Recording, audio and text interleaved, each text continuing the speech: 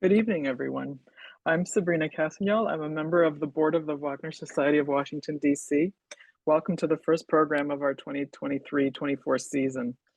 Before we begin, I'd like to remind you about other programs we have coming up. On Tuesday, October 2nd, at the Arts Club of Washington, we're hosting a talk on the growth of Wotan in the Ring, presented by John Muller. He's a professor of music studies at Juilliard, and he's also the author of a chapter on Tristan und Isolde in the book that was published last year called Opera on the Couch. On Tuesday, November 7, musicologist Saul Lilienstein, who's very familiar to Wagner Society audiences, will lecture on Wagner and the dance, also at the Arts Club.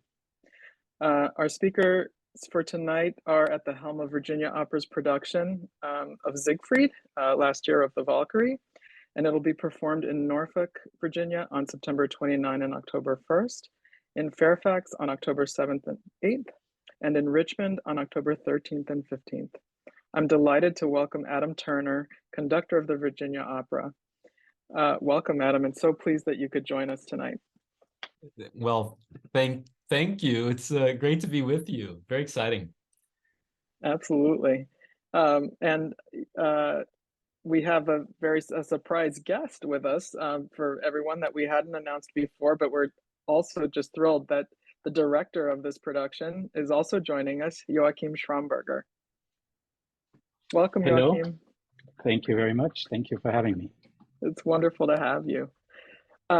We're eager to hear everything you have to say. We know you have a presentation that we're very excited to see. Adam, if you could go first and just tell us a little bit about yourself and how you found your way to conducting and to Wagner. Sure. Well, so it's a long journey into Wagner for sure.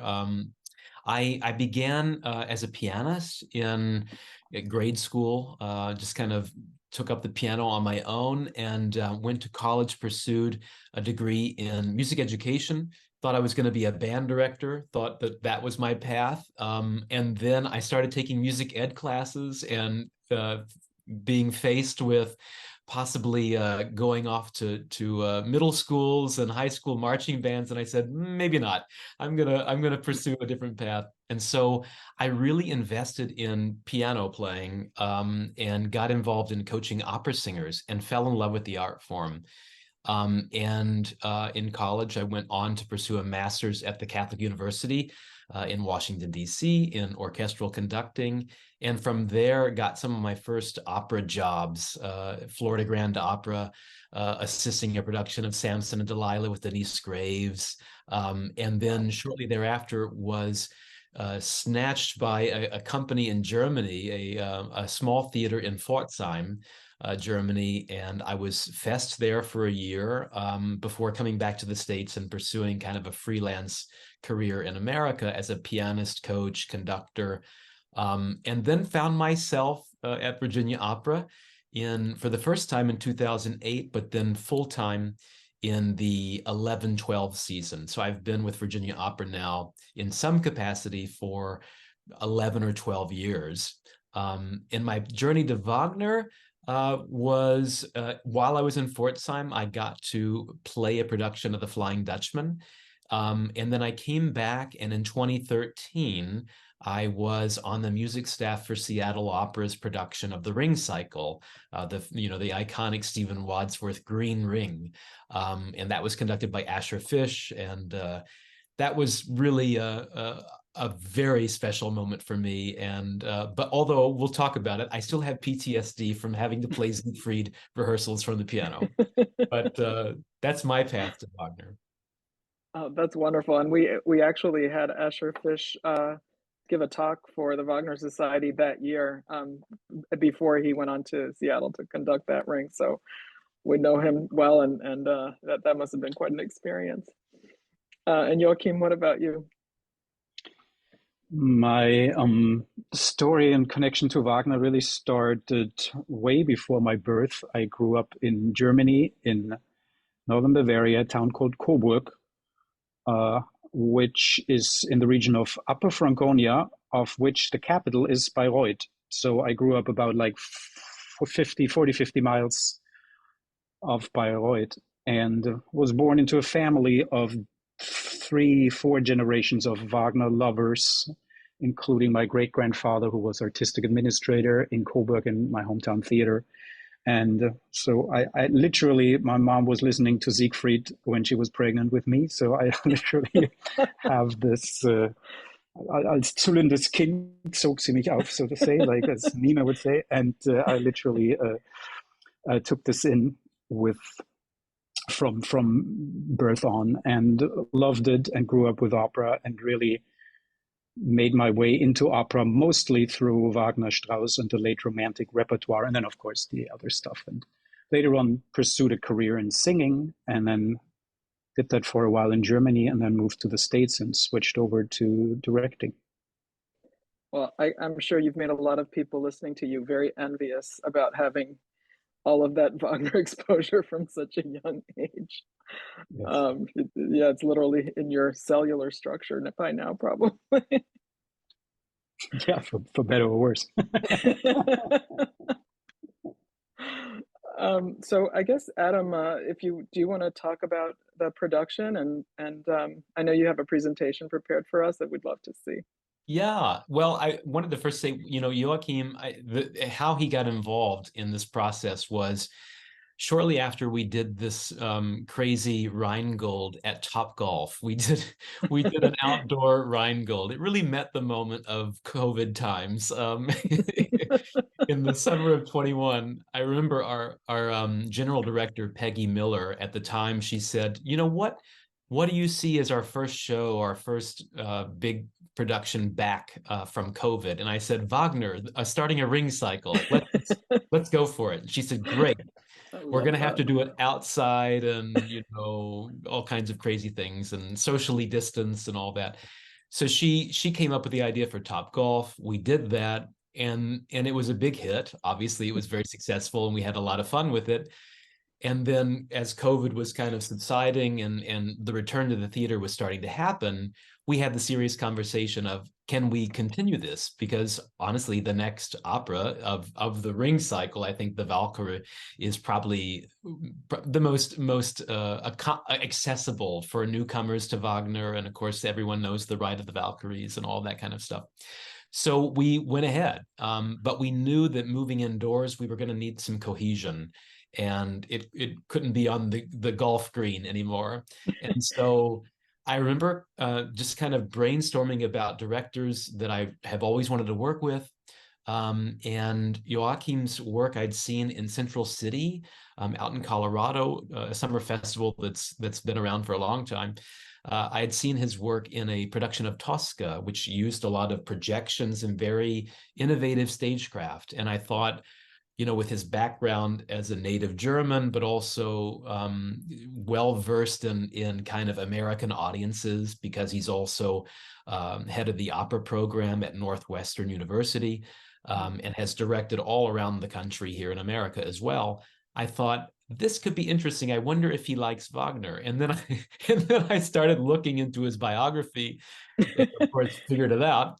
He had done a Rheingold actually in Indianapolis with the symphony and in concert, kind of like, it looks very much like what I'm seeing Atlanta do right now with the orchestra on stage and projections and, in interesting staging. And this was was it back in the 90s, Joachim, or early? No, it was 2009. 2009. Yeah. So I remember seeing pictures of that and thinking, well, this man clearly has an imagination and is well versed in Wagner, and I think it might be a dream come true to be asked to direct a Ring cycle. Why don't I place the phone call? So we had that conversation, and it went very well. And so I think we're all excited about the process. So I'm sorry, and I just thought of it might be a good idea to talk about the cuts. We know this is an edited or a cut down version, and which I'm sure makes some things easier. And I was thinking we should probably go over the cuts that have been made Yeah. and talk Before about we get that. into Sorry. the I get this PowerPoint, yeah, we could talk about that.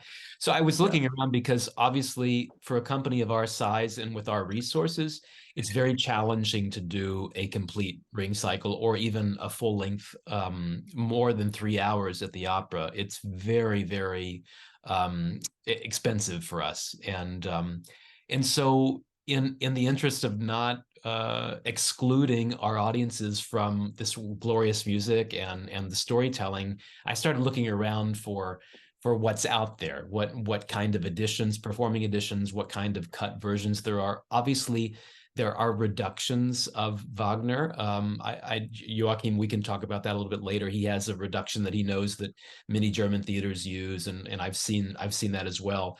Of course, we know Wagner's orchestra size is well over 100 players, and with Wagner tubas and multiple harps and all that. Our orchestra pit can really only accommodate between 40 and 50 players. And we also travel around the state. Many of your society members will see us at George Mason in Fairfax, where we've been coming for about 30 years. But we go to 3 venues. We open in Norfolk, we come to Fairfax, and then we go to Richmond. And so not only are we taking the entire orchestra, we're also loading out the entire set, rehanging all the lights, remapping the projections. All those things have to be taken into consideration. And so a big challenge for doing anything of this scale is making sure that it's not only economical, but also efficient with the use of our time and our resources. And so it was not only the production elements, but also the forces that we needed to use, and also the time restrictions that we had with our orchestra time and really our budget size, that kind of led me to this edition, which is the Jonathan Dove, Graham Vick arrangement from Birmingham Opera Company in the UK. And I learned about it first from Donald Runnicles. In fact, I watched a production of Rheingold in a car park with the Deutsche Oper Berlin that Donald Runnicles conducted. And I saw that and I said, well, my if it works God. for Donald Runnicles, I think it could work for Virginia Opera. I don't know, maybe. And I was really inspired by that, and that's what led to the Topgolf, idea, this outdoor Rheingold. And I learned the cuts then. I mean, Rheingold eliminates the role of Mima completely, which Oh wow. yeah, to your long-term Wagnerians, that would be sacrilege. But it did make it go a little faster, and you get through a second scene of Rheingold a little faster, or the third scene in Nibelheim. And also, I think another character that was Fro was especially cut as well. So who's collecting the apples and doing all that stuff? So we had to figure that out. But that was my first introduction to this cut edition. And so I looked at the cuts for Valkyrie and some of the other cuts, and I thought, well, some of these are manageable. Some of them hurt my soul. But does it serve a new audience? Does it give us an opportunity maybe for the non-Wagnerians out there who might want to dip their toes, but not, the Wagner curious, right? Yeah, they're Wagner curious, but they don't want to get swept away by the hurricane. And so that was kind of the motivation. And I think we did see that last season with Valkyrie, and I think we're seeing it this year with Siegfried, that there is a different audience that is interested in this music, but they've never been able to dip their toes in and try it out. And so this first, 2 to 3 hour version is a really good introduction. And so my hope is that they'll go and see a full-length Wagner opera at the Met or in Seattle or in Europe somewhere. But it really allows us a chance to do this rep that otherwise we would never get to do. And although we've done Valkyrie in the past with like a 40-piece orchestra, we never have done a ring cycle. We've never committed to the entire ring. And that's really what we want to do with this. And this is the best way we can do it. So is that the goal, that next year you'll do the whole cycle? It's not the goal, it's what's happening. Is it happening? It's a done deal. Yeah, we've already announced it. And we're going to complete the ring to open our 24-25 season. We'll be doing Götterdämmerung this edition, so you have to kind of hang in there. It's not 5.5 hours, but it's closer to 3. So there are some cuts that will be painful for the Wagner Society members, but it could be very interesting as well for new people to Wagner, and that's what we want to target. We want to find new people to fall in love with this music and this story. Absolutely, and congratulations, and I am absolutely giddy with excitement, so I'm really looking forward to that. That's fantastic news. Great. Well, should I maybe open up the presentation and then Sure. maybe hand it over to Joachim, and we'll kind of go back and forth. What do you think? Sounds perfect. Great. So this is the title screen that you saw earlier as you joined the webinar. That is our kind of our go-to image for the show, Joachim. It's kind of the default setting for the production that people see when they walk into the theater, I think. It's correct. This is projected onto we call it show drop, basically a scene curtain that is specifically built for this production that will help us with a lot of storytelling devices that the screen can do. So that center part that you see, where you currently see the Siegfried riding, that circle, will be able to be turned into like part of the stage through a scrim effect, and you will see kind of the pre-story of the whole ring cycle in every segment of the cycle. So we're thinking, especially since we didn't really start our whole concept out of a Rheingold, since that situation that you had done Rheingold already in this special situation outdoors. So when I came on board, we had a little bit the challenging situation to start a ring cycle without the Vorabend and without Rheingold. So we thought, how do we set up a concept that then also with doing it year by year will still get us every time back into it? So we see in every part of the ring cycle, kind of before and into the beginning of the music, the story that we in the ring cycle learn in the Nornen scene in Götterdämmerung about young god Wotan drinking from the fountain of wisdom and cutting that branch from the world ash tree, thereby giving his eye, and then making out of this branch his spear, into which he then carves all his contracts, and thereby, however, hurting that tree and leaving it to a slow death. And that slow death kind of goes along the cycle. And what you see symbolized in that very screen is kind of summing up the whole basic idea of the concept. Is you'll see what you see as the veins of a leaf, that gray pattern in there, which stand for the nature, for the slow dying nature that, however, is slowly being replaced through a digital world. So we're really telling this in a story, the evolution of human consciousness on the planet as it takes its path, turning away from nature and turning into the digital realm, into a bionic direction. We'll get to that more, but so this is kind of what this, to explain that image that you see there.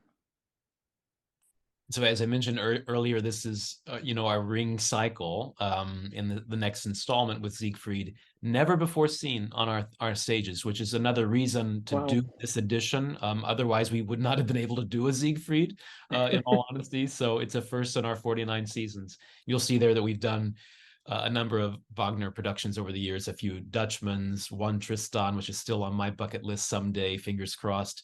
And then 3 times we've done Die Walküre. But this is our very first Siegfried. And then as you see there, opening our season next year, the 50th anniversary season with Götterdämmerung. And we'll be ending that season with a world premiere, which you'll hear more about later this year. But very, very exciting season next year as well. So we're going to jump into the very first kind of mood board, the first images of the mood board. And this is the world that Joachim was talking about, kind of this nature versus digital world.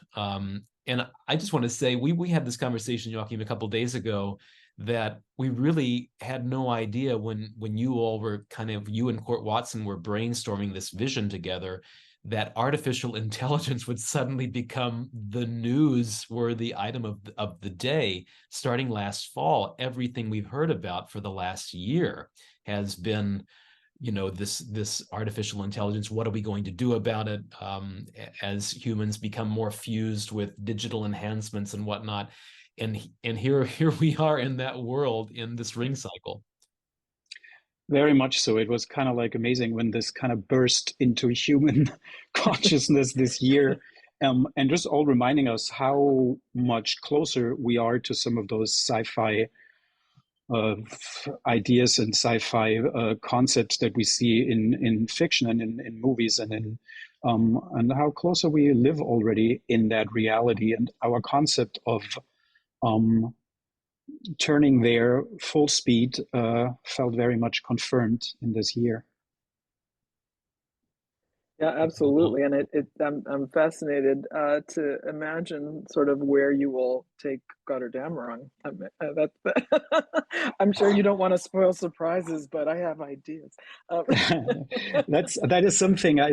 Yes, I have to very much contain myself to not just give it away, because I'm very excited about it. It is just, on the other hand, like, what I love about the concept is altogether is that although it's kind of modern, it so goes with the story and the whole subject. I really think of the story so much that immediately, for anybody who knows the story even remotely, you would start thinking, okay, I can see where this is going and how this applies to that very archetypical story of the ring cycle, where we see, what does this mean, going, like distancing ourselves from our human nature, the dying ash tree, Wotan waiting for the destruction of the planet, that whole philosophy that's so baked into this piece is just very much prominent in this kind of story. And at the same time, what I love about it is that it's a way to tell that story in a very epic and big dramatic way, which sometimes for me is a challenge with like updated productions that just play it all in a living room. And while that may be psychologically interesting, it just often takes away the absolute epic, grandiose aspect of the music. And in our concept, that is very much served. Yeah, and it looks like you very much preserved the mythological feel. Yeah, which is for me, like you say, a lot of these Regietheater types of productions really lose and give up, and I think it's to the detriment often of the production. And I find it like, you see, even for example here in this middle picture of kind of like these trees, that's something we'll see later in this beautiful scene with Wotan and Erda, which to me is one of the like central flipping points of the whole ring cycle, probably also where it stands in terms of the time before and after through the whole cycle, especially if you look at it as a trilogy with a Vorabend, which Wagner always did, where really we see how it's flipping, how men start taking over and repressing and putting nature to sleep back into the collective unconscious and taking over. And you see how in this image, like these trees that kind of have like mycelia, just like reaching out and connecting the world in a biological way, now that is being replaced through the mycelia of the digital, of the internet that connects us now in a kind of invisible way, just digitally. So there's like the whole turning point very much for me in the story. Mm-hmm. And quite musically, it's very musically different too. So that was part of Wagner's genius, I think. It's the way he progressed into that. So why don't I transition now into there are some sketches that our scenic designer Court Watson created kind of early on, pencil sketches that then he's kind of made digital. This is kind of obviously Wotan at the ash tree. That's one of the first images we see after that initial image. And then that's the sketch. And then this is the realization of it digitally. Wow. with Joachim's projections, because maybe I didn't mention this. Joachim Schamberger is also the projection designer of the entire show. So a lot of these, you're not seeing the finished product yet because we haven't put it on the stage and actually filmed it. But this is kind of a digital mock-up of what it will look like with the actual projections. So just kind of the comparison from the vision of a scenic designer, then combined with the projections and costumes and what it'll become.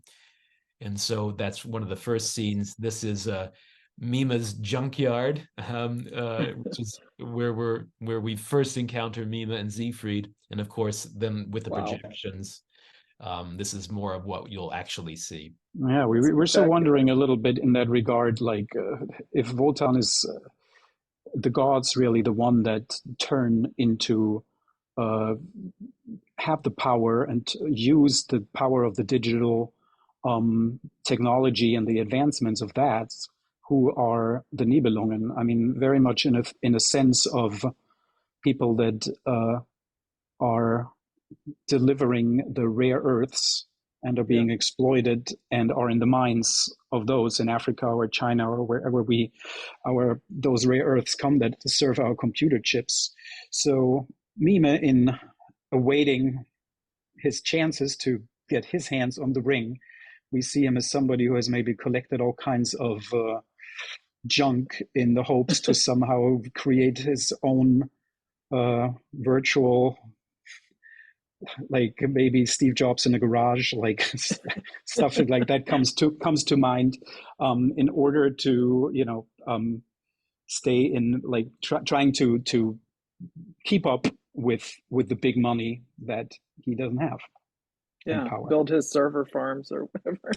Exactly. That's so fascinating that you say that, because that's very much, I mean, we call the whole Bitcoin mining. So exactly, very much in the, again, these symbols and mythology that make their way very much into our modern world. Yeah. This is an early image of how of the sketch of the encounter with the Waldvögel, which at one point we were considering. You'll see that little center image, the central image there, which is a drone. We were considering having a drone on the stage. That is next to impossible in our theater because of all kinds of reasons, but most of all, in Norfolk particularly, the Harrison Opera House is somewhat of a bomb shelter with very thick walls preventing us from having access to the outdoor signals that control drones. So technology does not work with us. But this is, you'll see a little bit of, I think a lot of it will be accomplished in the projections, in fact, the effect that we wanted with the drone itself. Yeah, in this picture, you see very much like the whole idea of paying homage to the tradition of it and to the nature part, and actually truly finding ourselves. This is the second act in a forest with, it's a little hard to see in this picture on the stage right side to your left, like that actually moving stream.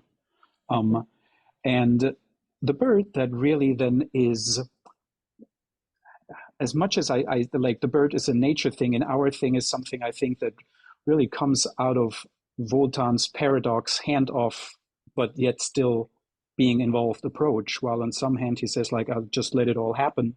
So at least in Siegfried, that's not really true. He still is somewhat moving the whole pieces along. And one of the pieces, in my view, is the forest bird. So we have the forest bird being projected out of the hand of a somewhat robot, and which, by the way, then also is the singer of it. And that's the person you see on the right side. Siegfried, however, having grown up in complete isolation, wouldn't really know the difference of what is actual nature and which is maybe created digitally by Wotan. He wouldn't know the difference, and neither do most of us in the next few years when we talk on the phone to representatives that we believe to be human, but they aren't. This is turning into a horror story. A little bit, yeah. Well, then we move on to Siegfried's encounter with Fafnir, and of course every production of the Ring Cycle has to kind of confront: is it going to be a dragon? What's it going to be? And we really took the opportunity to go a different direction, much like I would say Francesca Zambello in her production of Siegfried. It was very much not a dragon. And this isn't either. I'll let Joachim kind of speak to it, but this is the sketch and this is the realization. Yeah, so thinking about in the terms of like the archetypes of who all these various characters are. Last year in Valkyrie, we weren't really forced to show any of the Nibelungen since they're only talked about but never really set foot on the stage. Now, in form of Alberich and Mime, they very much do. So I was wondering who are they? We already talked about those miners that deliver the rare earths for the digital world.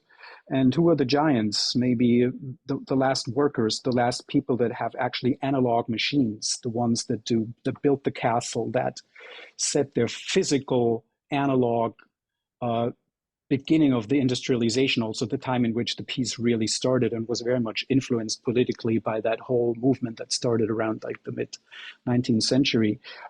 So there's, yeah, exactly. So there's this fight between the machine and the new machine, if you think of it in a rise of a machine digital way, that is ultimately like happening there. Through the human aspect of it, Siegfried, who is oblivious towards any of this, just isn't the real story, as he doesn't know that he is the pawn in that much bigger game.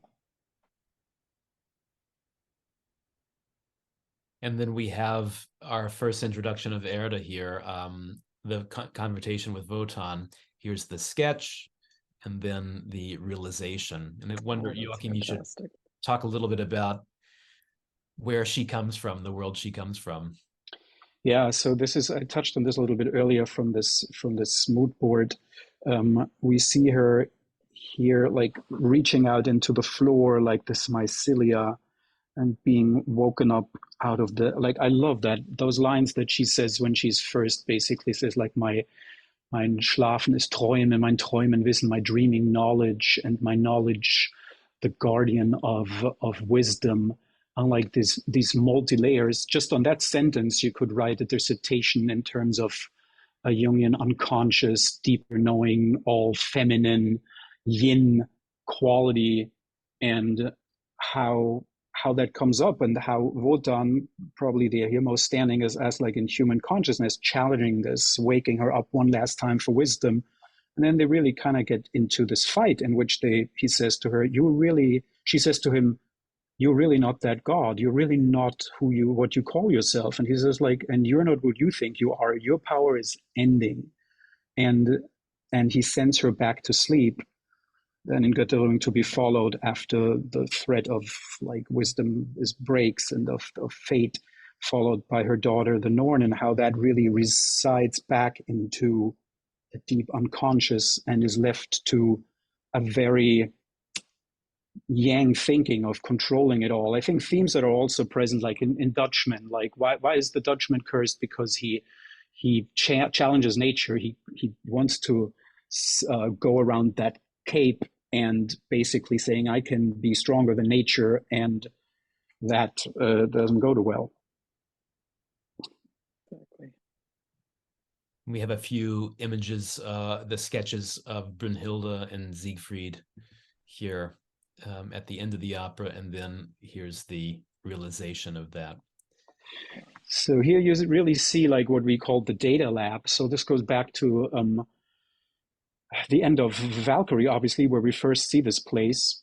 Actually, in a full cycle, we will probably see this at the end of Rheingold, moving as that being part of Valhalla. So we were thinking in this concept, what are the Valkyries, what are the heroes they collect, what is that army that Wotan builds? And that really is that army of, for those who are into Star Trek or something of that kind of like the Borg, like a collective that, or some form of androids, some of robots that are fighting there, that actually, so in our version, we saw in the end of Valkyrie, literally the Valkyries collecting physical body parts from the heroes and connecting that physically through like cables to servers that would upload that information so it could be built into a digital army. And we saw Brunhilde herself at the end when Wotan kisses the Gottheit von ihr, like in that moment, she's also connected to that server and her godliness is uploaded. And now we see the same place 20 years later, physically having suffered, and Siegfried disconnecting her from that cable and waking her up into her human next part of her journey. It reminds me very much of The Matrix in some ways, just Yeah. kind of coming back to life out of that. I've been saying this is a production that's Grimm Brother fairy tale meets Game of Thrones meets The Matrix. It's a little bit of everything. Yeah, or Westworld even. Westworld, exactly. So here are some of the costume sketches, renderings by Court Watson, our scenic and costume designer, and of course the mood board behind Siegfried's look. I'll just kind of fast forward through these. Oh, the horn is About hysterical, though. He said, yes, yes. It actually doesn't look like this. That I think is ended It up was an from. early I look. just see that was an early look. It was But you an see a early little look. bit in all these characters that we really like keep this very much this mythological quality to it. yeah, Yeah. You that, see that I think, yeah, just really enhances the power of the production. A little bit of this is now on the left, that's Wotan, and then Fafner on the right. So you see very much in Wotan how he has this bionic eye that we already see in the pre-story after he cuts the world ash tree. We see this inner circle, his eye bleeding, and the next time we see him in his data lab, we see that he has that already bionic eye and is already somewhat half human or god and half machine. Joachim, can you mention the mask that Fafner is wearing? Because I think that shows up also with Brunhilde in some ways, right? Yeah, the mask. I mean, this is the Tarnhelm for Fafner. So we're also thinking like, what does that look like if it's something that turns him into a machine? So it's like a magic version of something you would use for welding or for something. He's also standing in this. That moment is a little inspired by another sci-fi movie for those who are familiar with that genre, like the last scene of Alien 3, where Ripley is working in one of those big working robot structures and kind of maneuvering around this bigger piece. And so that symbolizes and is the Tarnhelm eventually turning into the machine. This is the Waldvogel with the drone originally, but now without drone. And you will see her actually again, because famously there's this entrance, without giving that away, but I'm going to do it anyways. That whole, I mean, really funny entrance that Siegfried has at the beginning, where he brings the bear home just to annoy Mime, like a notoriously absurd moment.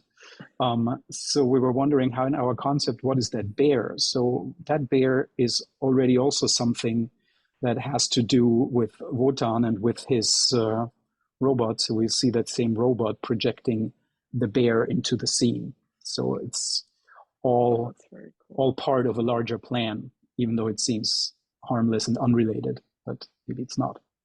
Here's Erda a little closer up. That is spectacular. That is a spectacular costume. So the woman singing Erda, I think you told me this is her first time singing Erda. Yes. But then that you said she was a true contralto. Yes. Alyssa, I'll talk about her in just a brief moment. I'll bring up the performers' names and headshots, but Alyssa Anderson, it's her very first time with this role, and her husband, in fact, is playing Wotan. Her real life husband is playing Wotan. Oh. So it's kind of perfect. That's fantastic. Yeah. But she must love wearing this costume. It's spectacular. Yes. Yeah. I've loved seeing our costume shop put it together, and they've been having so much fun with it. And here's Brunhilde's look. She's Yeah. Brunhilde waking up really into her feminine self, into her human feminine self, coming out of this warrior world. I love that moment that is also not cut in our cut version, which is a great moment when she asks Siegfried at the end when he wakes her up, like, are you not afraid of this warrior woman that I am? And then she really, on the other hand, is very much afraid. And he says, like, no, but she is afraid of that vulnerable feminine side of hers that she hadn't really had time to experience and to explore as much when she was busy as a Valkyrie. So that's a gorgeous scene. I really love that scene, and the costume is beautiful for that. So here are a few of our performers. We have our tenors, Cooper Nolan and Matthew Pena. Cooper is brand new to us. He's an artist that, in fact, I learned recently that he had been fest in, I think in Switzerland, maybe in Basel or some, I can't remember where exactly, but he had been fest right before COVID struck. And for his family, his wife is also a singer. He and his wife decided to hang back in America. And so in many respects, his that German system of the fest system that was kind of put on a massive hold. But he's sung many big heroic tenor parts like Cavaradossi, Kaloff, Canio, and has flirted with the Wagnerian rep. And so this is his first time obviously doing Siegfried, and we're really excited to have him with us. Matthew was, in fact, a young artist with us many years ago. He was one of the very first people I met in 2008 in a production of The Elixir of Love. He was covering the role of Nemorino and as a young artist. And I remember liking him very much. And then, as happens, we lose touch with singers. They go on to other gigs. We all, depart. But we were Facebook friends, and I watched him start having a big career in Germany. In fact, he's now just recently been given a fest contract in Braunschweig, where he's performed in Leipzig, at the Deutsche Oper in Berlin, in Magdeburg, and all over Germany, doing lots of kind of character tenor, lyric tenor, just all over the map tenor roles. And he had his first Mime in Rheingold just a year ago. And I watched a video of it, just over a year ago. And I watched a video of some excerpts, and I said, please, can you get released from your September commitments in Germany and come be with us? And so he's fantastic. And he's been, as I mentioned, he's been in Germany now for 12 years. So, yeah. Well, I have a couple of questions. I'm sorry, go ahead, Joachim. No, it's like, as a really very short little side story, Braunschweig, the theater where they also just finished their ring, happens to be a theater where my brother is as a fest actor. And he was actually in their production of Götterdämmerung, appeared as Nietzsche, that in that concept was present on stage writing Nietzsche quotes on the walls, and him loving this a lot. So he had an experience as an actor to be in a Wagner opera, of which he was very excited about. Oh my God, that sounds like perfect. That's so fun. Well, I have a couple of questions about these two before we get to Brunhilde. Firstly, how often, and is Cooper practicing the forging song constantly? I don't know that he is, in fact, because I have to be honest with you. In this edition, a big chunk of the forging song is cut. Yeah, the first big iteration of the ho ho ho hi, all that stuff is complete. But then when we get into the proper forging, there's a big chunk cut, and it goes right to where Mime and Siegfried are going back and forth, and he's taking over the tapping. So the tapping is there, but a big chunk of the forging is missing. So he forges this sword a much more quickly than normal. So he's easing into the forging. Yeah. I couldn't say anything earlier about the cuts. In my taste, I think the cuts for Siegfried work really, really well, maybe even better than last year, the Valkyrie cuts, because it keeps the whole structure of the three acts somewhat intact, or completely intact, and all the scenes intact. It's just then that there's only parts out of each scene kind of cut out. So that way you really hit all the big marks that one would mention in any synopsis of Siegfried. You just hit those marks quicker, and quote unquote the waiting times for the highlights becomes shorter. So I think that works really very well. Also, especially the first act being a somewhat disjointed act dramatically, and other than the first act Valkyrie, which has much more lyricism. Here, like a little bit of a cut here and there is, like, to my feeling at least, was less jarring than having to try to connect this very large constructed lyric arc of the first act of Valkyrie. So I think this cut version really works really well. That's great to hear, because and the music, I guess, is a little more choppy, except for those parts where he's talking about, his mother singing to him, etc. So yeah, that makes a whole lot of sense. And Mima is a character that I can't remember what conductor maybe or performer that I heard talk about the voice of Mima. And I know in the Zolti and the Von Karajan rings, for example, Gerhard Stoltz, who sings those, the voice is really, for me, hard to listen to. It's so scratchy and so sort of guttural and unpleasant. So whereas in the Levine ring, for example, it's Heinz Zednik, I guess, and his voice is just much more melodious and lyrical. And from what you've said about Matthew Pena, I'm guessing that his voice is in the latter category. It is very much so, and it's also it's a beautiful instrument. I really enjoy listening to him. And I think in this production, the way he's playing it, the way that it's been kind of discussed with Joachim, you come away with a lot of sympathy for this character, more so than in other productions I've encountered. I really like Mima. And I understand what he has some problems. He has some issues, and he does want to kill Siegfried. So there's some challenges to get through there. But in fact, I do feel a little more sympathy for the guy at the end of the day than I have in previous performances. Yeah, it makes him a more interesting character that way, and it makes the whole it really ratchets up the tension, I think, to make him more sympathetic. Very much. I agree too. Like, and we often look at the story as a big fight between good and evil, and it is, but not as it typically and often is, like with good and evil characters.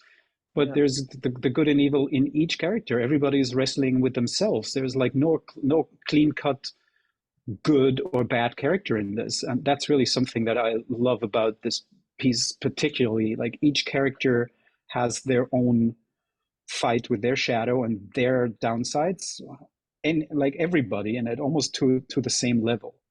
Yeah, and I think I totally agree. And it reminds me of course, the argument between Albrecht and Wotan, where Wotan calls himself Licht Albrecht.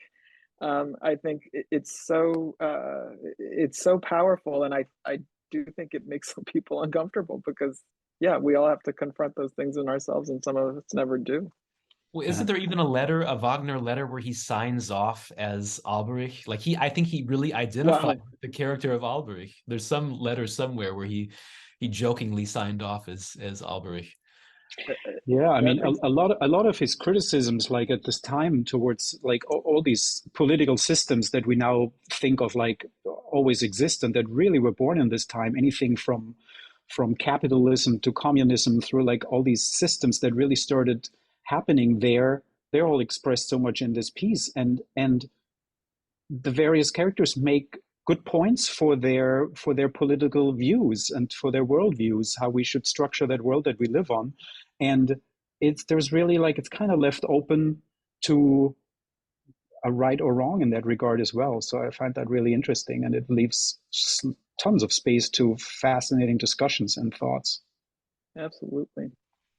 Well, Alex Lushan was with us last season as Brunhilde, and we're just thrilled to have her joining us again in this production. This scene that she sings in is, I would say, of all the scenes of the opera, it's probably the most condensed, and which is great for her. It makes it a much easier sing. She just has to come out and sing a bunch of high notes at the very, very end of the show and just wait for it. But she delivers, bar none. She's fabulous. And she's actually been getting, I guess, more deep into the Strauss and Wagner rep recently. Last year, she was in the Washington National Opera's production of Elektra shortly after leaving us. And she's covering in Parsifal at Houston. I think, is it Houston or Dallas? It's doing it this year. I can't remember. Houston, right? Yeah. She's covering a role in that, and she's an amazing person, but just a fantastic performer as well. And so thrilled to have her doing her first complete Brunhilde with us. She'll be back with us next season. Absolutely 100%. Fabulous. So as I mentioned earlier, Kyle Albertson is our Wotan. He's been with us since the Top Golf days. He was our Top Golf Wotan. Singing, we did 2 performances in one day, believe it or not. We did a matinee and an evening performance in late August, early September. I don't know how he did it, but the man is a force of nature, and he sang 2 Wotans in one day. Even in that cut version, it was still 2 hours.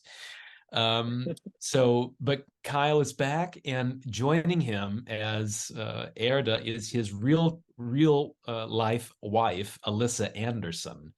And, she's a true contralto, as I was mentioning to you earlier today. And the 2 of them together, I was asking them a couple weeks back, I said, have you actually ever performed together in a show?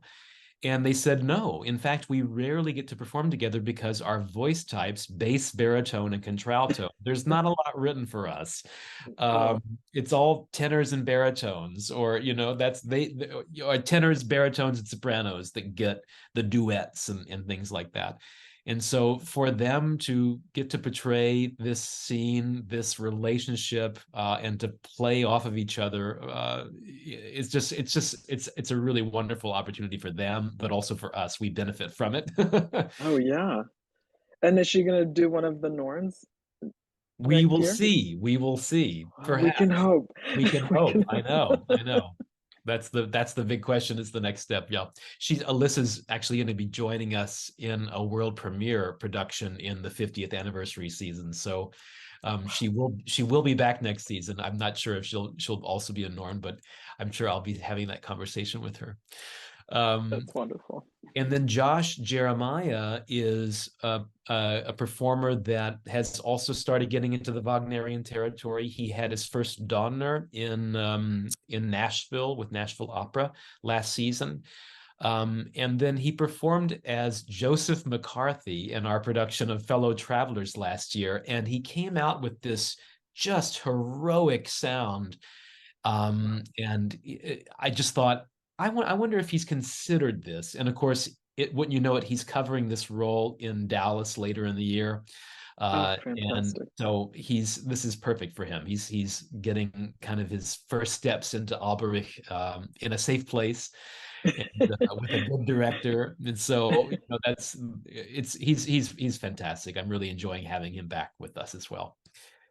And then our final 2 performers, as the Woodbird, we're calling her Alicia Russell Taggart, who is a recent transplant to Virginia. She lives in Richmond and is a wonderful local performer in our state, and she auditioned for me a couple years ago, and she's been on my radar, and she also happened to study with Joachim at Northwestern. Oh my goodness. Recently. So small world. And as Fafner returning, he was with us last year, Ricardo Lugo, also in the Top Golf production of Rheingold. He was the Fafner. So he's fantastic. He and Wotan have been in all 3 productions thus far, and I'm in discussions with him about coming next year as well to continue on in one of the bass roles of Götterdämmerung. So I'm thrilled to have Ricardo back. And then our final page, of course, you've met Joachim in person today, but there's Court Watson, our scenic and costume designer, who the dream team. Dream team. You couldn't say it better. So, Anyway, that's the presentation, and now would be a great time to just like open it up, I guess, or talk about, I'm sure there are questions and all kinds of things and that you have as well, Sabrina. Oh, sure. Well, one question I have is just about the music and you know how Wagner sort of put the score writing of Siegfried down for 11 or 12 years, wrote Tristan and Isolde, wrote Die Meistersinger, and then came back and, at the very end of Act Two of Siegfried and continued to Act Three. And the music changes so dramatically. It's really evident sort of how he developed his craft. Um, and I was wondering, musically or with the orchestra, how the musicians kind of manage that change, and how do you and the musicians manage any sort of possible fatigue in sort of maintaining the energy of the piece for that long period of time? It's a very delicate dance, and I never have enough time and never enough players. I wish I could have 100 players. I can't. I have about 25. It's a very, this Jonathan Dove edition is a reduced version. And so really the responsibility for each individual musician is just tremendous. It's very soloistic. This edition reminds me a lot of Ariadne auf Naxos, it's about the same size orchestration, in fact, solo string instruments. And I've actually added a few instruments here and there to provide extra support, because I don't want individuals to feel like everything is resting on their shoulders. I want them to be able to have a stand partner. And so, yeah, it's a taxing evening, but I think because of this kind of streamlined, reduced version in this arrangement by Jonathan Dove, that we're able to get through it, and all the notes are preserved. I don't think they're having to fight to play every single note like they would in a 4-hour version of Siegfried, an original version, in which you have 16 other first violins to rest on, and you can take a break here or there. In this version, there's no break, and so it's, as I said, it's very taxing. We haven't managed to get to Act 3 yet. I had my first reading rehearsal last Saturday, and I have my next one in 2 days. Oh, and wow. Our Sitzprobe is on Sunday, so I'll let you know. But I can only remember when in Seattle, I was on Rheingold and Siegfried. I was one of the many pianists on that production, and I was learning alongside musicians like Bob Morrison, who had been at the Met, who was Levine's pianist at Bayreuth, and Thomas Bagwell, and lots of people well versed in this music, and then little old me showing up to do my first ring on those two productions. Rheingold was very playable, I thought. It was challenging, but it was basically playable. Siegfried was one of the most challenging things I've ever had to do, and I still don't know if I did it. I tried to sit down at the piano a couple weeks ago and with the score and see how my fingers would negotiate it, and it's all a dream. I don't know. I know I was there doing it, but I have no memory of it, and my fingers certainly don't anymore. But I recall getting to Act 3 specifically and thinking, what on earth has happened? And not knowing the history that you just referenced of Wagner putting his pen down for 11 years and taking a break and changing the world of harmony and everything, music as we know it. And it's very clear I think that opening scene of Act 3, it's glorious orchestral writing and it's very approachable, but then you get into the Alberich scene, you get into the confrontations, and you get into the big Brunhilde duet, and suddenly you're in a whole new language, a whole new world of musical vocabulary that is full of enharmonics, full of dissonance, full of conflict, musically and dramatically. And it's really that unity, that synthesis of what he was going for and what he was doing to change the face of operatic writing. But yes, I just remember it being very difficult, very, very challenging. Well, and also, Joachim, just dramatically too, because, again, Act 3 opens with so much energy and so much forward motion. and he gets to the top of the rock, of Brunhilde's rock, and everything just sort of slows down completely. Um, and for me, yeah, I imagine for the performers to sort of slow themselves down too, just sort of psychologically, and just get into the space of that quiet music. I The find I very find yes. I find this particularly amazing in that Vorspiel because it is just exactly just the Erda theme that we know from Rheingold, so Yeah, slow and so solemn and deep, yeah, and it's almost unrecognizable as such with the drive that it has there, which I really think is just Wotan's, as you said, like climbing up and like his urge of wandering the world and finding her, and that last drive of finding that missing of piece panic.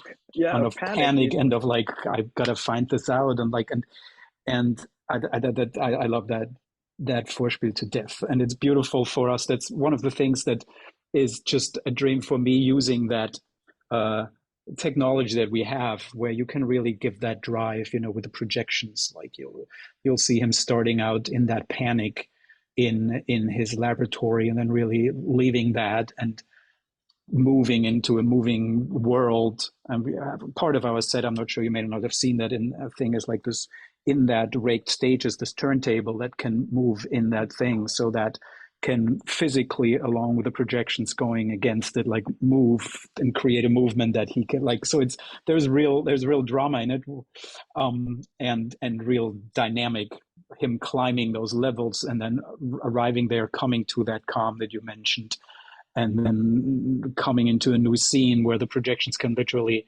even though he says really herauf, in ours is a mix of her coming up and him coming down into that. They kind Yeah, of meet in the earth. He's like coming towards her as much as she's coming up to him, and they meet then in that womb of the earth. Kind of, it's yeah. pretty neat. Grounding himself with her. Yes, yes, Yeah, yes, yes, yes, yes. yeah. Oh, I think it's just such a glorious scene. Um, I'm gonna look and see if we have any questions from. Do we have any things here? I don't know. Um, Will, I don't know if we want to open it up for questions from any of the viewers. Sure. It doesn't look like we have any questions in the Q&A box, but if folks do have any questions, please go ahead and put them in there. You've got two fantastic panelists who know the opera and their productions, but just opera and Wagner in general. So don't be bashful. Yeah, do not be shy. One thing that's interesting, Sabrina, I was just thinking, I had a conversation with our resident scholar, Josh Borths, a few weeks ago, and he had his first experience attending a performance at Bayreuth, and I think he saw the entire Ring cycle. And having been with us also on our journey of the Ring cycle here in Virginia, he commented to me, he said, acoustically, the theater, in some respects, there's this almost Jonathan Dove-like approach. The way it supports the stage, the way the singers could really sing pianissimo and bring it down to very little sound in intimate moments, or a solo instrument was almost imperceptible at times. That effect that the acoustic of Bayreuth has, that in certain respects, this Jonathan Dove edition of the 25 players allows our singers to be able to do that in an open pit, because we have a completely open pit, kind of like a Baroque pit, in which I'm constantly using my left hand. And so this edition, I think, allows us that opportunity to kind of do our best to replicate maybe a Bayreuth approach. No, well, I have to compliment you too on Valkyrie, because I was very impressed with how lush and full the sound of the orchestra was with so few players. I mean, you really achieved that beautifully. It's a huge testament to your skill and that of all the musicians and all the practice that you must have put into it, because it was very very lush sound. It's very much their skill. I just stand up there and become a cheerleader and, Oh God, well, you achieved it. I do have a question for both of you guys. As a performer, as you prep, you talked a lot about the costumes and the stage, but how do you both prep your performers? And these are seasoned people, both musically and then sort of on the stage with the movements. What's your sort of process to get them prepared, especially when this may be sort of a different kind of production that they're used to with the digital versus sort of more traditional sets, not the scrimmed? As far as musically, the kind of the standard is we kind of assess what condition the singers are in on day one. We always call it the first day of school, and we have a fabulous pianist who's head of music staff at Washington National Opera, Michael Baitzer, who's a guest pianist for us during this production and fantastic partner at the keyboard, really at replicating that orchestra sound. So we kind of assess everybody's first approach at their roles and see where they are, and then decide whether there's some coachings that we want or some extra music time or really digging into that element of it. And then the staging begins really the next day, and then we just kind of work together.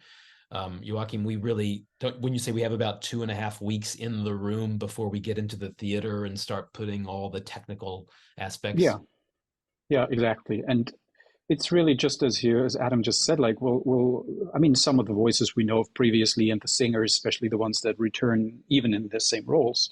So there's fewer surprises there. And we, of course, and Adam has heard them before, and we have, like, as a good example, as we talked about it earlier, was Mime. So looking about like how would I go about it? I would very much see what he brings to this and what kind of like voice and approach he has. And he's a great example of a very smart singer with a lot of that brings enormous understanding of the language. He's been living there for 12 years, and of character and of movement to it. And then we'll go from there and see how we make that character happen with him. I very much, as a director, believe, yes, I of course come with a concept and an idea who these characters are, but at the end, it's got to be the singer who is doing it ultimately, and forcing them into something that they aren't in their whole interpretation or vocal nature doesn't make much sense to me. So we then all work together and have these characters crystallize out of that process, and that's really, really a lot of fun. And maybe in terms of the technical side of it, projections, like a lot of it is that I have my computer literally in the room, and there are moments when I tell singers, here, watch what's happening around you, because you will have to interact with that. Like the first bird will literally have to react to and in timing with the projections that are moving, so she gets an idea what that looks like. And so there's a lot of like explanation, since the physical part isn't often as obvious as in a more analog production, I want to say. I have to mention, I had a thought about the turntable. We do have this turntable in the production, and it is constant. There are levels on it, and it spins and goes at different speeds and different things.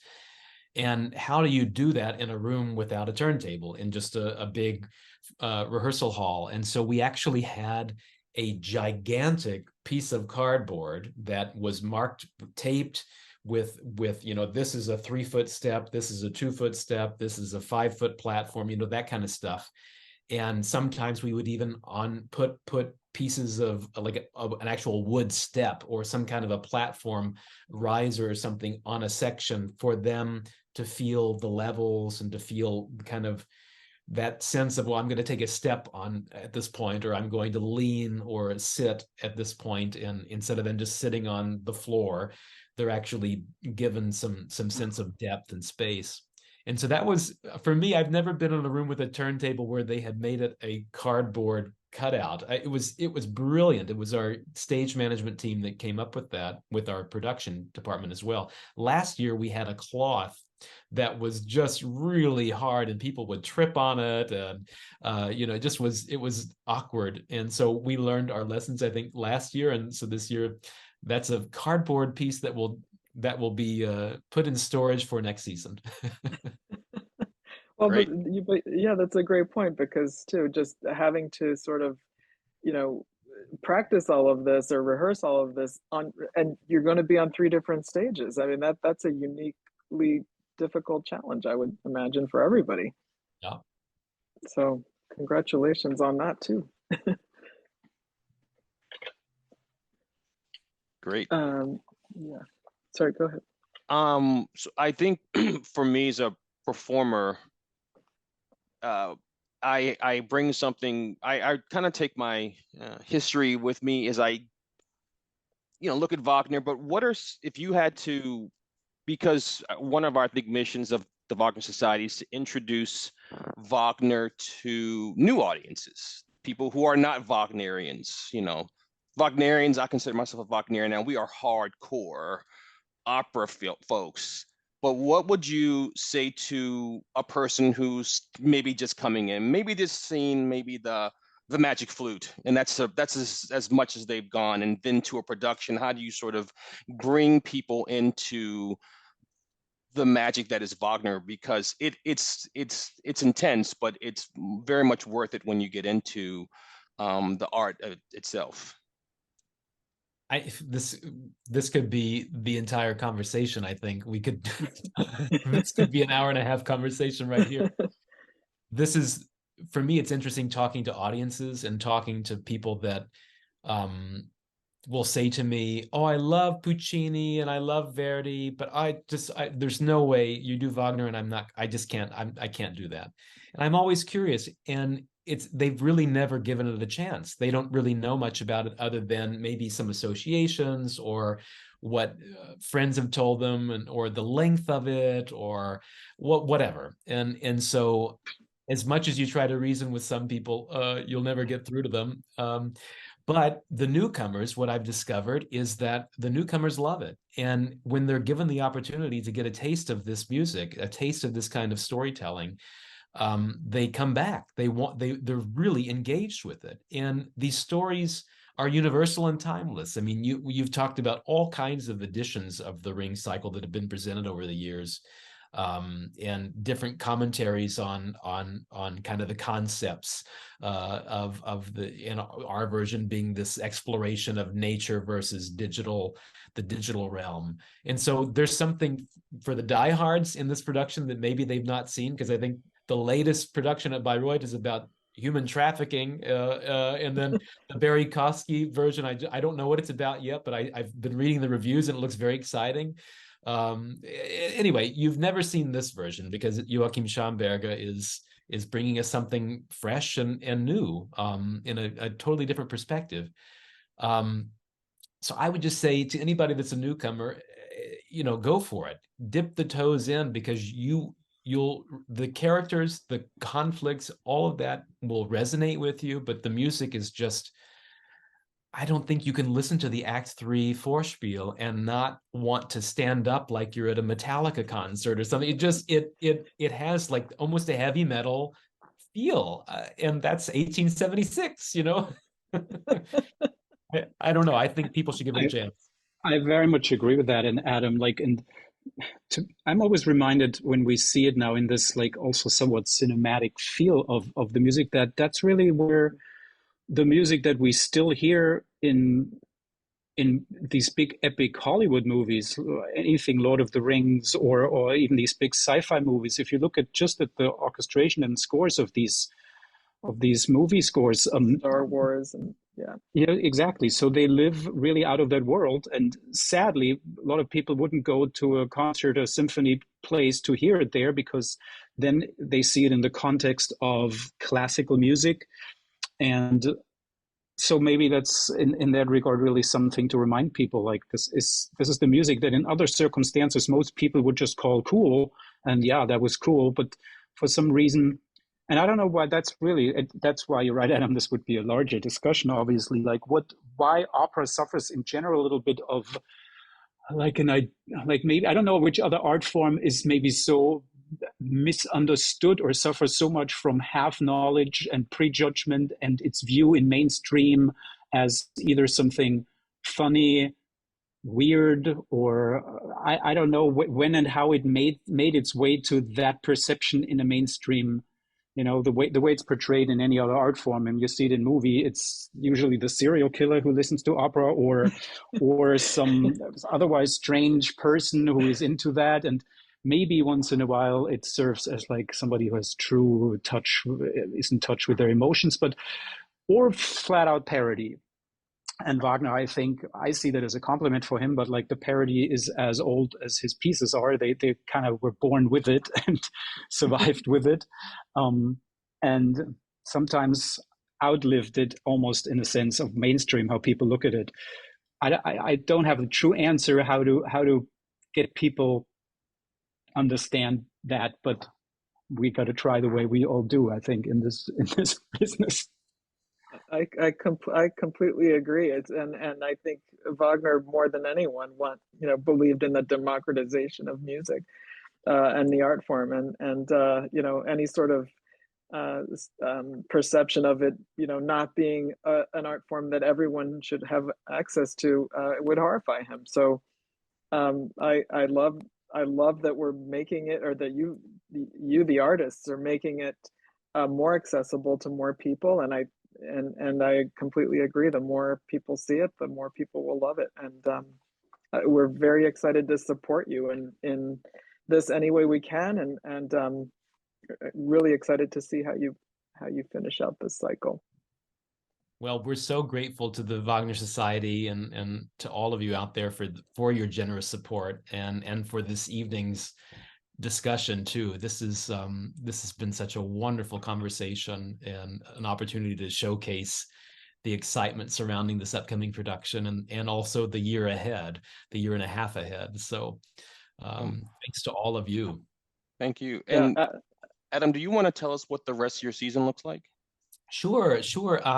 So obviously we open with Siegfried. In 1 week we open here in Norfolk, and then we go on the road to Northern Virginia and Richmond.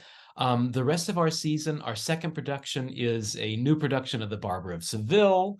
And then we follow that in January, February with a production of Sanctuary Road, which is it'll be a Commonwealth premiere of an opera oratorio by Paul Moravec, which is really a beautiful piece that tells the story of one of the conductors of the Underground Railroad named William Still. And then we'll finish our season with Madame Butterfly, one of those classics that brings in a lot of new people as well.